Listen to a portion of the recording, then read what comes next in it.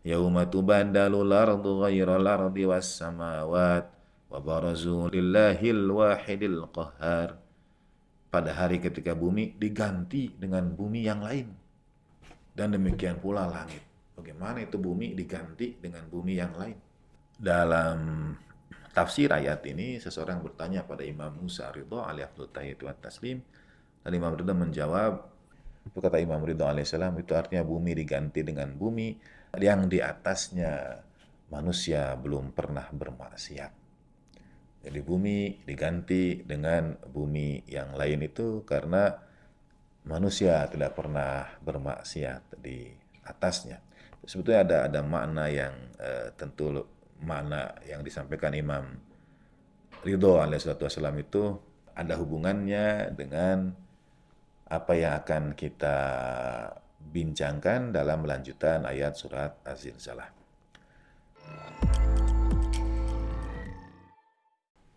Bismillahirrahmanirrahim. Alhamdulillahi rabbil alamin. Wassalatu wassalamu ala ashrafil anbiya'i wal mursalin. Sayyidina wa maulana wa habibi ilahil alamin. Alladhi sumiya fis sama'i bi Ahmad wa fil ardi bi Abil Qasimil Mustafa Muhammad wa ahli baitihi at-tayyibin at-tahirin la siyama baqiyatillahi fil ardin arwahuna wa arwahul alamin liturabi maqdamihil fida wa sayyidatina Fatimata Zahra wa maulatina Khadijatal Kubra wa jami'i ahli baitin nubuwah wa ma'dinir risalah wa anbiya'illahi wa rusulihi wa malaikatihi was-siddiqina wasyuhada'i was-salihin wa hasuna ulaika rafiqa. Assalamualaikum ayuhan nabiyyu wa rahmatullahi wa barakatuh. Assalamu alayna wa ala ibadillahis salihin. Assalamualaikum warahmatullahi wabarakatuh.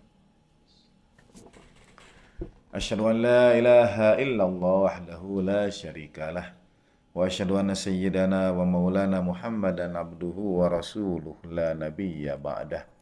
Allahumma salli wa sallim wa barik ala sayyidina Muhammad wa ali sayyidina Muhammad wa ajil farajahum syarif warzuqna fid dunya ziyaratahum wa fil akhirati syafa'atahum. Alhamdulillah rabbil alamin. Saudara sekalian rahimakumullah, teriring puji syukur kehadirat Allah Subhanahu wa taala dan salam salawat pada baginda Nabi besar Rasulullah Muhammad sallallahu alaihi wa alihi wasallam. Kajian tafsir surat-surat singkat di Mishkat TV ini kita lanjutkan kali ini sampai pada surat ke-99. Kita mulai pada kajian bulan puasa tahun yang lalu dari belakang, dari surat Falak bin Nas Kulhu, dengan niatan mudah-mudahan dalam sholat-sholat sunat yang kita tunaikan di bulan ini, surat-surat singkat yang kita baca ini dapat lebih memberikan pemaknaan dan mudah-mudahan dapat mengantarkan pada kenikmatan peribadatan, mendekatkan pada kekhusyuan, insya Allah. Kita sampai pada surat Az-Zilzalah. A'udzu billahi minasyaitonir rajim. Bismillahirrahmanirrahim. Idza zulzilatil ardu zilzalaha wa akhrajatil ardu athqalaha wa qala al-insanu ma laha yawma idzin tuhadditsu akhbaraha bi anna rabbaka awha laha yawma idzi yasdurun nasu ashtatan liyuraw a'malahum faman ya'mal mithqala dzarratin khairan yarah wa man ya'mal mithqala dzarratin syarran yarah. Sadaqallahul maulana al-aliyyul azim wa sadaqa rasuluhun nabiyul karim wa nahnu ala dzalika minasyahidin wasyakirin walhamdulillahi rabbil alamin.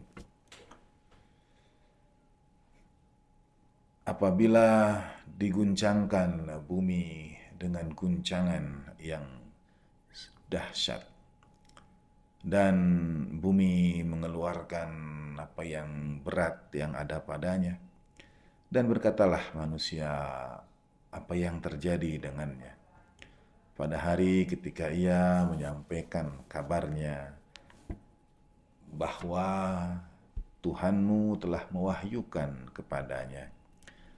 Pada hari ketika manusia melihat amal-amal mereka,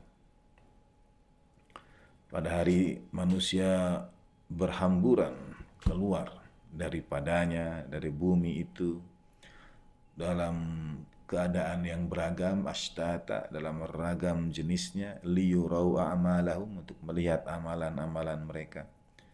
Barang siapa berbuat sebesar darah kebaikan akan melihatnya, dan barang siapa berbuat sebesar darah keburukan akan melihatnya. Maha benar Allah Ta'ala yang Maha Agung. Saudara sekalian rahimakumullah, saya nyantri dulu, kami sholat subuh berjamaah, dan imam itu di antara kami, seorang senior dari kami, orang Pakistan. Ya, seingat saya paling sering membaca ayat ini, paling suka membaca surat ini dalam sholat subuhnya. Kami makmuman kepadanya. Dan ada nada getir, terutama pada bagian akhir ketika ia membaca wa may ya'mal mithqala dzarratin syarran yarah, dan barang siapa yang berbuat keburukan sebesar darah akan melihatnya. Saudara sekalian rahimakumullah, dalam Al-Qur'an, dalam bahasa Arab, ada makharijul huruf, ada tempat letak keluarnya bunyi huruf itu dalam mulut dan rongga mulut kita. Dipelajari dalam bahasa Arab. Bagi beberapa lisan, kadang-kadang kesulitan, misalnya bila beberapa huruf itu berdekatan. Mungkin lisan Sunda, mungkin lisan Jawa, mungkin lisan yang lainnya. Misalnya, satu di antara yang dalam tajwid, makharijul huruf, ayat dan surat yang dapat dijadikan pola untuk melihat apakah kita sudah benar talafuz sesuai makharijul huruf itu. Dan tentu bacaan Al-Quran, faqra'u ma tayassara minal Quran, bacalah apa yang mudah dari Al-Quran itu bagimu. Kita niat di bulan suci ini mendekatkan diri kepada Allah Ta'ala dengan mengambil keberkahan seluas-luasnya dari kitab suci Al-Quran yang diturunkan di bulan suci Ramadan. Berusaha semampu kita pada saat yang sama, berusaha lebih memahami, lebih mengerti, dan juga membacanya mudah-mudahan lebih dekat dengan yang semestinya. Misalnya ada ilmu selain dalam Al-Quran ini, ada orang yang menghafalnya, tahfidz, ada yang pelajari tajwidnya, juga ada tahsinnya. Bagaimana mengindahkan bacaan Al-Quran kita supaya lebih baik, lebih indah lagi. Di antara surat yang sering digunakan sebagai latihan adalah surat Az-Zilzalah ini. Karena misalnya didekatkan beberapa huruf yang senada. Idza zulzilatil ardu zilzalaha wa akhrajatil ardu athqalaha. Jadi ada huruf za, ada huruf zai, ada huruf dha, dan ada huruf jim dalam rangkaian yang dekat. Memang keindahan Al-Quran, meskipun huruf-huruf itu dirangkai dekat dalam ayat surat Az-Zilzalah ini, tetap saja Al-Quran itu fasih dalam artian insya Allah mudah dilafalkan dan baligh, punya makna yang sangat dalam. Huruf-huruf lainnya misalnya antara sin dan shin dan sad seperti yauma idzi yasdurun nasu ashtata, atau antara hamzah dan ain liyarau a'malahum athqalaha. Nah, ini bentuk-bentuk tahsin dalam Al-Quran yang diperhatikan makharijul hurufnya. Kita membahas makna dari surat Az-Zilzalah ini. Menurut Allamah Jawadi Amuli, surat Zilzalah ini turun di kota suci Makkah, ada kemungkinan juga turun di kota suci Madinah. Menurut beliau, pendapat yang mengatakan ayat ini Makkiyah bagi beliau lebih kuat karena memiliki unsur-unsur ciri-ciri ayat-ayat yang turun di Makkiyah. Adapun surat Al-Adiyat yang kita bahas sebelumnya memiliki unsur ciri-ciri surat Makkiyah, tetapi sesungguhnya sebabun nuzulnya turun berkenaan dengan perang Dzatus Salasil, dan itu terjadi pada tahun ke-8 Hijriyah, tahun ke-8 setelah baginda Nabi SAW hijrah. Dan baginda Nabi membacakannya pertama kali pada salat subuh beliau di Madinah saat Sayyidina Ali bin Abi Thalib karamallahu wajhah beroleh kemenangan pada perang Dzatus Salasil ini. Nah, surat Az-Zilzalah Makkiyah, turun di Makkah. Menarik karena dalam pembagian Makkah Madaniyah, misalnya Makkiyah itu suratnya pendek-pendek dan bercerita tentang tauhid Allah Subhanahu wa taala, keesaan Allah Subhanahu wa taala. Sedangkan surat Madaniyah misalnya panjang-panjang ayatnya itu dan bercerita tentang antara lain hukum-hukum Islam. Hukum-hukum Islam misalnya baru diturunkan di Madinah bertahap. Nah, surat Az-Zilzalah ini ia mengisahkan ada dasar-dasar yang Makkiyah dan ada dasar-dasar yang sebetulnya diingatkan kepada umat yang sudah mengakui 3 hal. Sebagaimana dalam surah Al-Baqarah ayat 62 ketika mengisahkan A'udzubillahi minasyaitonirrajim, innal ladzina amanu wal ladzina hadu wan nasara was-sabiin man amana billahi wal yaumil akhir wa amila salihan falahum ajruhum inda rabbihim wala khaufun alaihim wala hum yahzanun. Memang ada dinamika pendapat tentang ayat ini. Sesungguhnya orang-orang yang beriman, orang Yahudi, Nasrani, dan Sabi'in yang beriman pada Allah, hari akhir, dan beramal soleh, bagi mereka tetap pahalanya, mereka tidak ada rasa takut, tidak juga rasa bersedih. Dinamika pendapat ini ada yang mengatakan ini merujuk kepada Yahudi dan Nasrani yang dulu. Sebagian berpendapat ayat Al-Quran berlaku sepanjang masa dan seterusnya. Al-Ayyihal, kita akan bahas khusus ayat itu ketika sampai pada waktunya atau dalam bahasan yang lain. Tetapi ada 3 hal yang sebetulnya diyakini bahkan sebelum hadirnya risalah Islam Rasulullah Shallallahu Alaihi Wasallam. Umat itu meyakini, umat sebelum Islamnya Rasulullah juga meyakini 3 hal ini. Man amana billahi wal yaumil akhir wa amila sholihan, yaitu iman pada Tuhan Sang Pencipta, iman pada Allah. Memang ada riwayat misalnya yang mengatakan awaluddin ma'rifatullah, awal agama itu ma'rifat Allah. Dalam tasawuf ma'rifat adalah tahapan tertinggi, tapi bagaimana bisa ia disebut sebagai awaluddin? Inilah yang kita maknai dengan konsep bertingkat, bertahap, gradasional, bahwa Islamnya A'rabi yang dalam Al-Quran disebutkan ketika ada sekelompok orang datang, ya Rasulullah, kami beriman. Bagian Nabi sampaikan, jangan katakan kalian beriman, kalian itu baru Islam dan iman belum masuk dalam hati kalian. Walam yadkhulul imanu fi qulubikum. Dan kemudian ada mereka dikatakan baru Islam. Dan kemudian ada perintah Allah Ta'ala kepada Nabiullah Ibrahim alaihissalam, Islamlah wahai Ibrahim, aslim. Nabi Ibrahim menjawab, aslamtu lirabbil alamin, aku Islam pada Tuhan semesta alam. Tentu kedua Islam ini berbeda.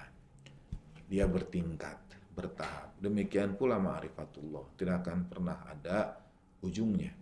Nah, ma'rifatullah yang pertama yang disebut dengan awwaluddin itu adalah mengenal Sang Pencipta. Mengenal, tahu bahwa ada yang menciptakan kita. Tahu bahwa bumi dan semesta ini ada yang menciptakannya. Dengan nama apapun dia disebut. Sang Pencipta. Pengetahuan dan keyakinan akan Sang Pencipta ini, itulah ma'rifatullah yang pertama. Kemudian, atau ma'rifatullah ya tingkat, katakanlah langkah awal, langkah pertama, dan lain sebagainya. Saya berusaha menghindari tidak menggunakan kata yang terendah, yang paling bawah. Karena mengenal Allah Subhanahu wa Ta'ala tidak ada yang rendah, tidak ada yang bawah. Jadi langkah awal, langkah pertama, atas bawah itu kalau ada perbandingan. Nah, dan umat sebelumnya itu sudah mengenal Allah Subhanahu wa Ta'ala. Misalnya kalau ditanyakan kepada mereka siapa yang menciptakan langit dan bumi, mereka berkata Allah Subhanahu wa Ta'ala. Ya. Jadi umat-umat sebelumnya juga, misalnya dalam surat Luqman, dalam surat Al-Ankabut, a'udzubillahi minasyaitonirrajim, walain sa'alatahum man khalaqas samawati wal arda wa sakhara syamsa wal qamara la yaqulunna Allah. Kalau engkau tanya pada mereka siapa yang menciptakan langit dan bumi, yang menundukkan matahari dan bulan, mereka akan berkata Allah Subhanahu wa Ta'ala. Dalam surat Al-Ankabut, walain sa'alatahum man khalaqas samawati wal arda la yaqulunna Allah. Kalau ditanyakan kepada mereka siapa yang menciptakan langit dan bumi, mereka berkata Allah. Jadi pemahaman Allah Ta'ala sebagai Sang Pencipta, sebagai ma'rifat yang pertama. Nah, surat Az-Zilzalah ini berkisah tentang 3 hal itu. Kurang lebihnya begini. Baginda Nabi SAW mengingatkan, ini bahasa bebas saya, kalau kalian tidak mempercayai aku sebagai utusan Allah Subhanahu wa Ta'ala, percayalah bahwa Allah Ta'ala itu Sang Pencipta langit dan bumi. Bahwa Allah Ta'ala itu yang menciptakan kalian. Sebetulnya bentuk dakwah seperti ini itu berangkat dari hal yang diyakini oleh sasaran dakwah, dan dalam tanda petik ada toleransi menggugurkan hujah dia dengan apa yang dia yakini juga, dan memberikan ruang, oke lah, sementara kau tidak terima pendapatku, atau kau tidak yakin bahwa aku ini utusan Allah, tapi percayailah Tuhan yang sebetulnya engkau percayai itu, amalkan berdasarkan kepercayaanmu. Nah, dalam dakwah mungkin kita berbeda pendapat, berbeda kelompok, tapi selalu ajak, selalu kembali pada hal-hal yang mempersatukan kita. Mungkin ada perbedaan pendapat di antara kita. Mungkin ada beda awal puasa dan jumlah sholat tarawih kita. Tapi kiblat kita sama, waktu sholat kita sama, Quran kita sama, Nabi kita sama. Nah, bergerak terus ke arah yang diyakini oleh yang bersangkutan. Jadi bagian Nabi, ini ayat surat Az-Zilzalah Madaniyah. Kalau kalian tidak percaya aku sebagai utusan, amalkan keyakinan kalian bahwa ada Tuhan yang menciptakan alam semesta ini. Ada Tuhan yang menciptakan kalian. Nah, 3 hal. Man amana billahi wal yaumil akhiri. dan bahwa kalian juga yakin akan ada ujung dari kehidupan kalian itu. Akan ada batas. Kalian lihat generasi sebelum kalian tidak ada yang tetap bertahan di muka bumi ini. Semuanya pergi, semuanya pada saatnya berlalu. Ini argumentasi-argumentasi awal yang disampaikan di kota suci Makkah melalui ayat-ayat yang turun ini. Belum membahas syariat, belum membahas tata cara ibadat, tapi membahas pondasi dasar dari mana kita berasal, sedang apa kita sekarang, dan kemana kita menuju. Ini 3 pertanyaan asasi, 3 pertanyaan dasar. Satu saat ada seseorang dibawa oleh rekannya menemui saya, dan menurut rekannya ia terpengaruh oleh paham ateisme, ketidakpercayaannya pada Tuhan. Lalu dalam perbincangan saya menyampaikan bagaimanakah kita bisa menjelaskan bahwa ada sesuatu yang tidak dapat kita lawan. Manusia dengan seluruh kekuatannya, ada sesuatu yang tidak pernah dapat ia lawan. Dengan seluruh kecanggihan teknologi, ilmu pengetahuan yang ia kuasai, ada satu hal yang tetap tidak bisa ia lawan. Apa itu? Menua dan kemudian meninggal dunia. Bagaimana kita menjelaskan itu?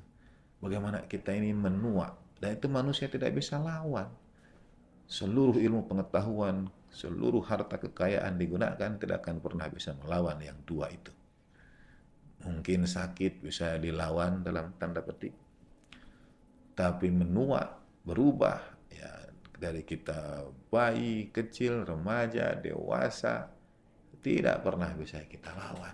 Ada kekuatan besar dalam tanda petik yang menarik kita menuju mengubah. Kita ini berubah. Tubuh kita berubah. Pemahaman kita juga berubah. Kita ditarik oleh gravitasi besar dengan apapun engkau sebut itu. Saya menyebutnya Tuhan, saya bilang begitu. Kemudian ia menjawab, sebetulnya saya percaya pada Tuhan. Dan kemudian dia bercerita tentang kekecewaannya pada perilaku orang-orang yang beragama, orang-orang yang meyakini Tuhan tapi perilakunya tidak mencerminkan itu. Itu 2 hal yang berbeda saya sampaikan. Nah, tipe dakwah di kota suci Mekah ini dakwah-dakwah yang asasi, mengingatkan akan Tuhan Sang Pencipta. Dan yang kedua, mengingatkan ujung. Kalian itu tidak ada yang abadi. Kalian lihat, orang-orang sebelum kalian berlalu semuanya. Dan ketika mereka berlalu, kemudian dikebumikan,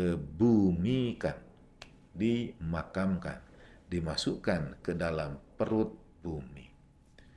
Dan itu pemahaman yang berlaku sejak zaman putra Nabiullah Adam alaihissalatu wassalam, Sayyid Habil yang dibunuh oleh Kabil. Lalu dalam Al-Quran dikisahkan ada burung gagak yang mencontohkan bagaimana menggali kuburan dan menutupnya.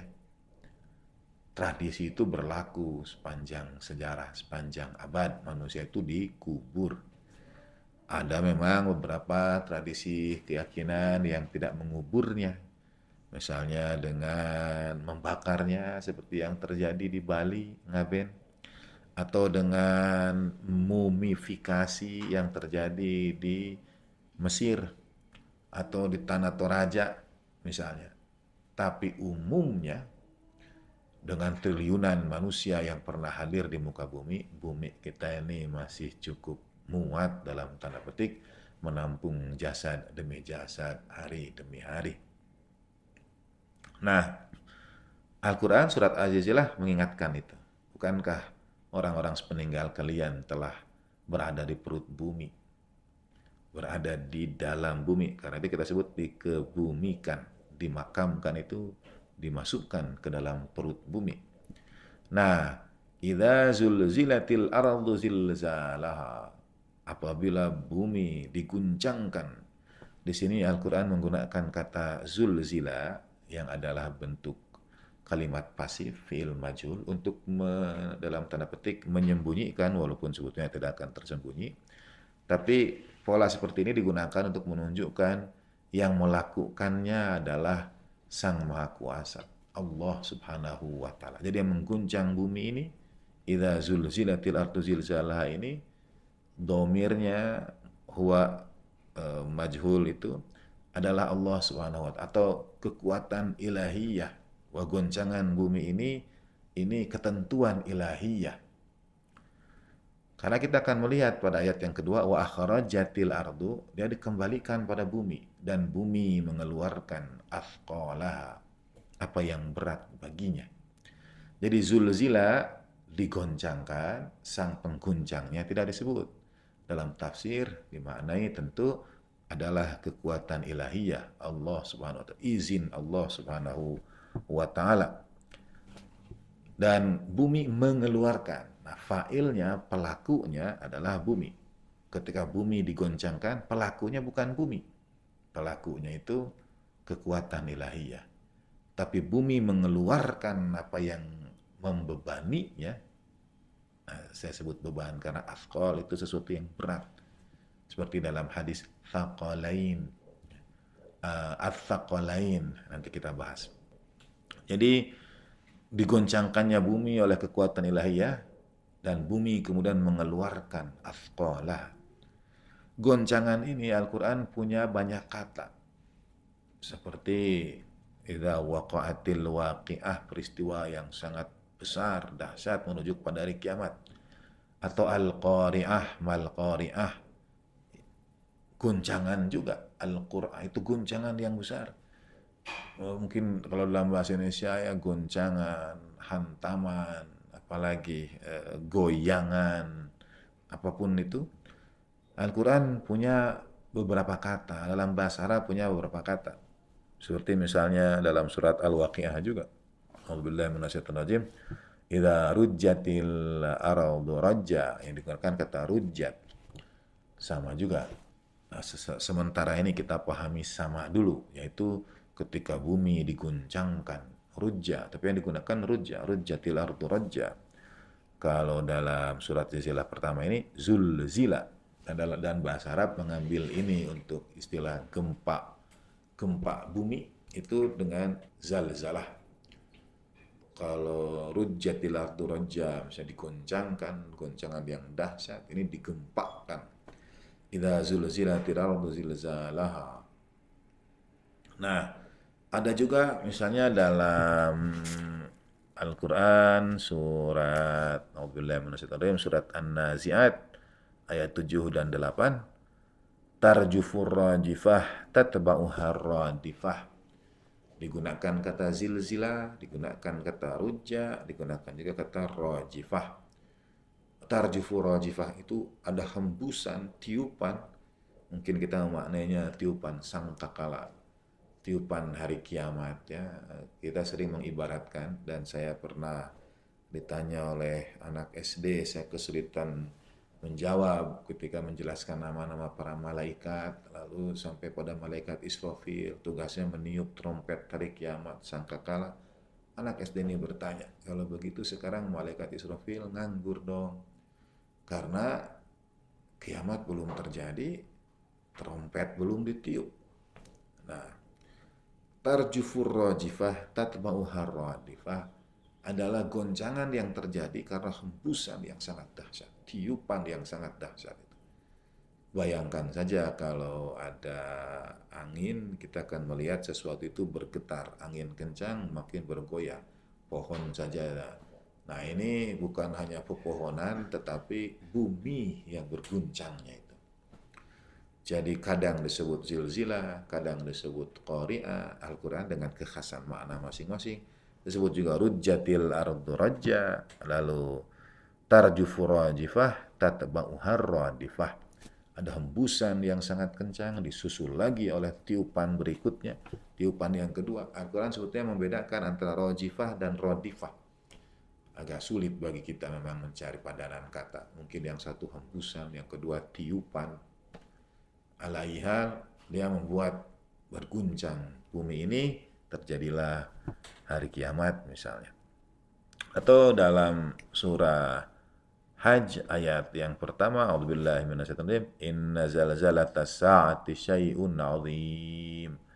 Sesungguhnya guncangan hari as-sa'ah yang sudah ditentukan itu hari kiamat itu adalah sesuatu yang sangat besar. Sudah ada yang menarik juga antara cara Al-Quran menggambarkan goncangan, menggambarkan gempa, ya, apapun yang ingin kita pilih kata untuk itu. Dalam surah Ibrahim ayat ke-48, Allah Subhanahu wa taala berfirman menggambarkan tentang goncangan dan gempa yang dahsyat pada yaumil akhir ini, pada hari kiamat. Dan ini sering kita gunakan, tentu bukan permisalan yang sepadan, tapi saya bacakan dulu ayat Al-Qur'annya. Surat Ibrahim ini. Yauma tubaddilul ardu ghairal ardi was samawat. Pada hari ketika bumi diganti dengan bumi dan langit. Tubaddal, diganti. Sambil saya mengecek terjemahan yang ada di HP saya dari terjemahan bahasa Indonesia, kurang lebih maknanya ini sekali lagi penyederhanaan yang sama sekali tidak sepadan. Kita sering menyampaikan kalimat misalnya kepala jadi kaki, kaki jadi kepala.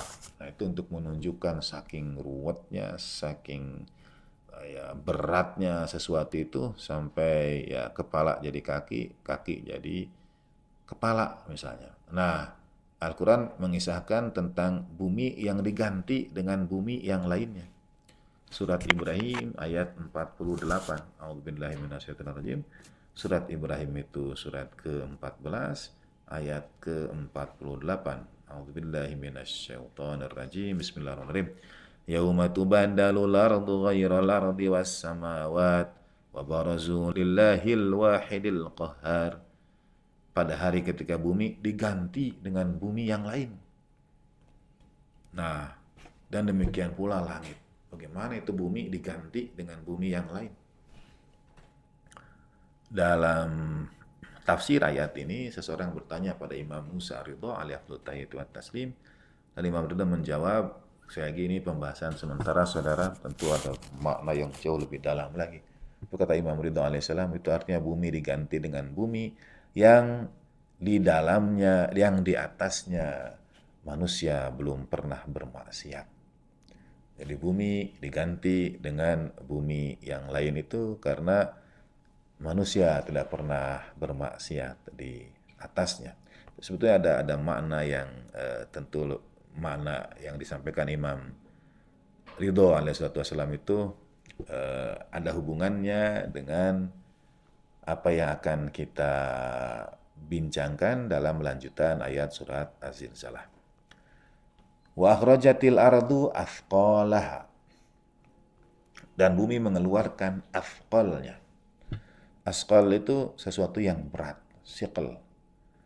Jadi seperti hadis thaqalain baginda Nabi SAW, inni tarikun fikum ats-tsaqalain. Aku tinggalkan di tengah-tengah kalian dua hal yang teramat berat. Sering disebut dua pusaka.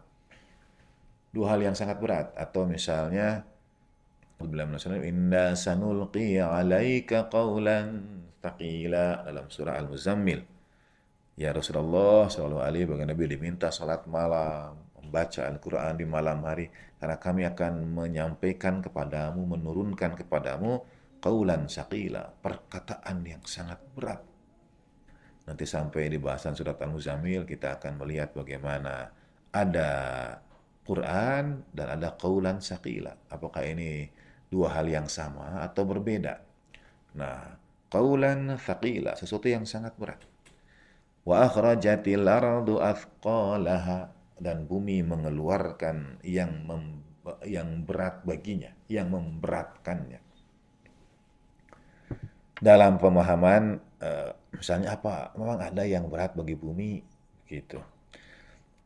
Apakah yang dimaksud itu, misalnya saya baca terjemahan Indonesia, dan bumi mengeluarkan, kalau saya tidak salah, bebannya ya, wa akhrajatil ardu athqalaha, benar.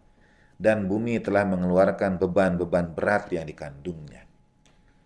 Ada yang mengatakan nih yang dikandung bumi yang berat itu dari bebatuan, emas, permata, dan lain sebagainya. Apa yang berat yang ada di perut bumi itu? Mungkin minyak, mineral, dan seterusnya.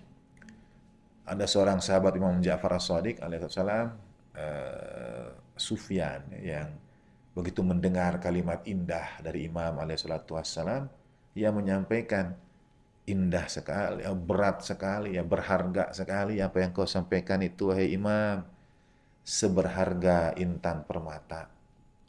Kemudian Imam mengingatkan, bukankah intan permata itu bebatuan saja? Kata Imam begitu. Jadi sebetulnya hikmah, kalimat-kalimat indah, itu nilainya jauh lebih berharga dari emas dan permata. Cuma karena manusia menganggap emas permata itu sesuatu yang berharga, menganalogikannya dengan emas dan permata. Halil jauhar illal hajar. Bukankah jauhar itu permata bebatuan? Bebatuan. Dan sebetulnya kata Allamah Jawadi, tidak mungkin kita katakan bumi mengeluarkan yang berat itu intan permata, kandungan itu barang tambang, mineral, dan sebagainya. Mengapa? Karena semua mineral, semua tambang, semua permata berharga, emas, perak, dan sebagainya adalah bumi itu sendiri. Dari perjalanan jutaan tahun, ya mengeras apapun, ada yang kemudian menjadi emas, ada yang menjadi bebatuan hitam, lalu diproduksi menjadi perak, dan lain sebagainya. Sebetulnya emas, permata itu, perak, dan sebagainya, barang tambang adalah bagian dari bumi itu sendiri. Wa akhrajatil ardu athqalaha, bukan mengeluarkan barang-barang tambang yang sebetulnya adalah bagian dari bumi itu sendiri. Melainkan yang berat, yang dipikul bumi ini adalah jasad-jasad kita, tubuh-tubuh manusia sepanjang sejarah, sepanjang masa. Karena itu juga manusia, dan menurut Allamah Jawadi, jin juga. Walaupun bagian ini saya tidak terlalu paham bagaimana hubungan jin dan bumi ya. Misalnya dalam Al-Quran, A'udzubillahi minasyaitonirrajim, dalam surat Ar-Rahman, surat ke-55 ayat 31, Allah Subhanahu wa taala berfirman, "Sanafrughu lakum ayyuhats tsaqalan." Kami akan perhatikan seluruhnya, wahai dua yang berat, tsaqalan. Kita ingat bagaimana hadis sesuatu dua berat, dua pusaka, kita sebut tsaqalain. Karena bentuknya majrur, bentuknya diidhofahkan. Bentuknya mansub sebagai maf'ul, sebagai objek. Inni tarikun fikum ats-tsaqalain, aku tinggalkan dua perkara. Maka bentuknya menjadi mansub maftuh atau dengan pola ain ya dalam bahasa Arab. Nah, kalau dia tidak terkena perubahan pola, bentuknya adalah as-saqalan. Jadi as-saqalani, dua hal berat yang baginda Nabi titipkan adalah, kita akan menyebut as-saqalani. Kalau baginda Nabi menitipkan dua hal yang berat, kita akan menyebutnya as-saqalaini. Nah, sanafrughu lakum ayyuhats tsaqalan. Kami akan perhatikan untuk kalian sepenuh perhatian, wahai jin dan manusia. Atau ketika, jadi saqalain ini dua golongan, dua kelompok besar, yaitu jin dan manusia. Atau ketika baginda Nabi SAW menyampaikan pada perang Khandaq, dan Sayyidina Ali bin Abi Thalib karamallahu wajah wa alaihi afdalut tahiyatu wat taslim, itu mengalahkan Amr bin Abdul Wud. Baginda Nabi sampaikan sallallahu alaihi wasallam, darbatu aliyin fil khandaq, satu hantaman pedang Sayyidina Ali bin Abi Thalib karamallahu wajah di perang Khandaq itu lebih berat dari ibadatus tsaqalain, lebih berat dari amal ibadah dua kelompok besar ini digabung jadi satu. Maksudnya seluruh amalan jin dan manusia digabungkan itu masih lebih berharga satu hantaman Sayyidina Ali di perang Khandaq itu. Barazal imanu kulluh wal kufru kulluh. Telah berperang keimanan seluruhnya dan kekufuran seluruhnya di perang Khandaq itu. Nah, jadi wa akhrajatil ardu athqalaha. Bumi mengeluarkan yang membebaninya, yang berat. Apa itu? Jin dan manusia. Tubuh-tubuh yang selama ini terkubur berada di perut bumi itu dikeluarkan. Yang membebani itu adalah manusia. Bagaimana bisa ia membebani? Bukan tumpukan jasadnya yang dalam syair Diwan Arab Lama itu, bumi tertawa min tazahumil ajsadi fa ainal quburu min ahadi adi. Bumi tertawa karena kuburan itu ditumpuk lagi di atas satu dengan yang lainnya. Maka di manakah kuburan sejak zaman Bani Ad? Karena sudah entah berapa tingkat, entah berapa layer jasad yang dimakamkan. Dan mungkin kita akan mengatakan, bukankah sudah dimakan oleh katakanlah binatang-binatang di dalam tanah dan sebagainya. Tetapi nanti akan dikeluarkan, bumi akan mengeluarkannya. Nanti ada pada lanjutan ayat mengapa dan bagaimananya. Wa akhrajatil ardu athqalaha, mengapa itu beban? Sebetulnya kan thiqal itu sesuatu yang berat. Nah, saya menerjemahkannya menjadi bumi mengeluarkan yang membebaninya, yang memberatkannya. Apa itu? Manusia-manusia yang penuh dosa kepada Allah Subhanahu wa Ta'ala.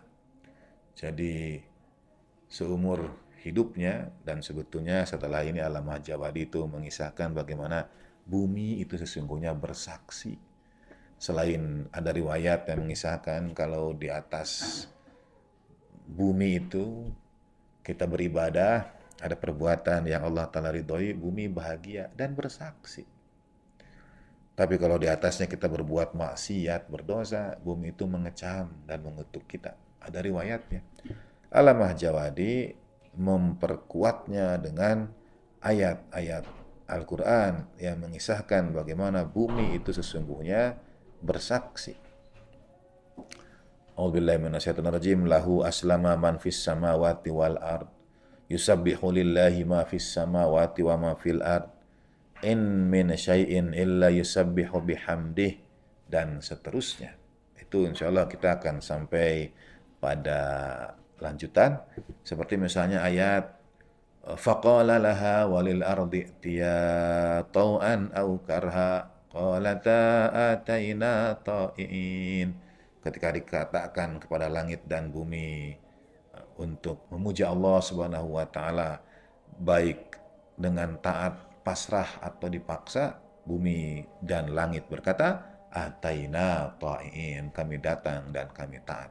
Jadi bumi itu sebagai makhluk Allah Subhanahu wa Ta'ala yang bertasbih, yang taat pada Tuhan. Dan satu di antara tugas bumi yang Allah Ta'ala amanatkan adalah memberikan kesaksian atas apa yang dilakukan oleh manusia. Nah, itulah yauma idzin tuhadditsu akhbaraha, pada hari ketika bumi menyampaikan kabarnya. Tapi kabar ini bi anna rabbaka auhalaha, kabar yang Allah Ta'ala wahyukan kepadanya. Selain bumi itu bersaksi, di ayat kelima Allah Ta'ala sampaikan Tuhan mewahyukan pada bumi. Apa yang Allah Ta'ala wahyukan pada bumi? Nah, itulah yang selama ini membebani bumi. Wa akhrajatil ardu athqalaha wa qalal insanu malah, ada apa ini? Menarik, karena insan di situ insan yang mana?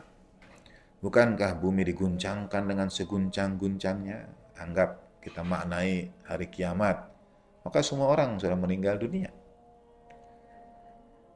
Lalu bumi mengeluarkan jasad-jasad itu, beban yang selama ini memberatkannya, kubur jasad-jasad manusia.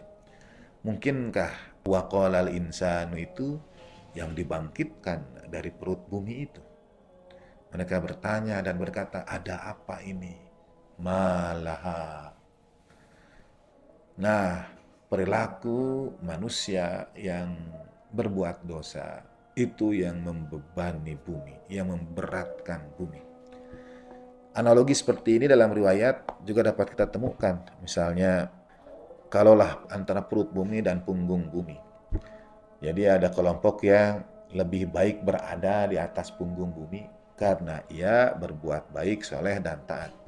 Tapi ada juga pensifatan pada perut bumi lebih baik untuknya. Itu maksudnya karena dia berbuat dosa, berbuat maksiat. Nah, bumi ini sesungguhnya quote unquote menderita. Kalau di atasnya kita berbuat maksiat, buminya taat, ataina ta'iin, kami taat pada Tuhan, Sang Pencipta, tapi orang di atasnya berlaku maksiat. Itu yang memberatkan bumi itu.